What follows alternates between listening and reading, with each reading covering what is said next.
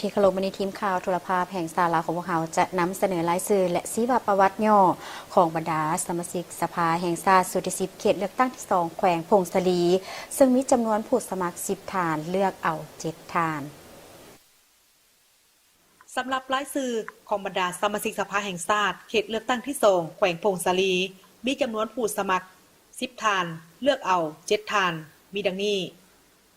นัมเบอร์1ท่านพลตรีสมพรมิตรพรกรรมการศูนย์กลางพรรคสมัยที่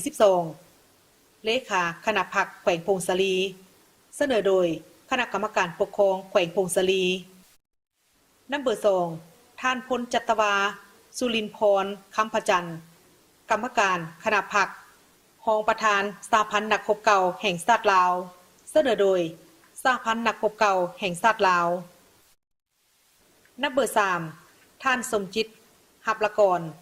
กรรมการประจำพรรคแขวงรองประธานสภาปัตสนแขวงสมาชิกสภาแห่งชาติสุดที่9เสนอโดยคณะประจำสภาปัตสนแขวงพงศลี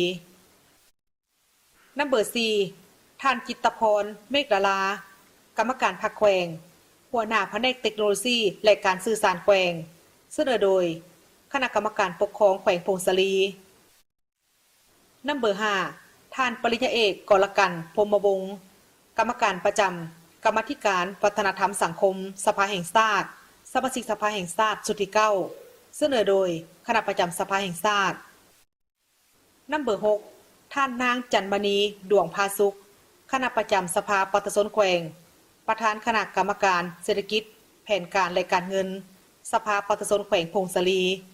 สมาชิกสภาแห่งชาติสุดที่9เสนอโดยสภาปัตสนแขวงพงศลีนัมเบอร์7ท่านคำพันธ์คุณสมบัติรองประธานกวดกาหน่วยพรรคประธานคณะกรรมการยุติธรรมและปกสสมาชิกสภาปัตสนขันแขวงสุดที่4เสนอโดยคณะประจำสภาปัตสนแขวงพงศลีนัมเบอร์8ท่านอีกเพ็งสมุทรเลขาหน่วยพรรคประธานศาลปัตสนแขวง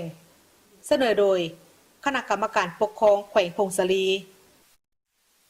นัมเบอร์9ท่านนางจันทร์สมรสุริวัลย์รองเลขาหน่วยพรรครองประธานสหพันธ์แม่หญิงแขวงเสนอโดยคณะกรรมการปกครองแขวงพงศลีนัมเบอร์10ท่านพันโทบุญเพ็งแสงสุรีกรรมการประจำพรรครองกองบัญชาการทหารแขวงเสนอโดยคณะกรรมการปกครองแขวงพงศลี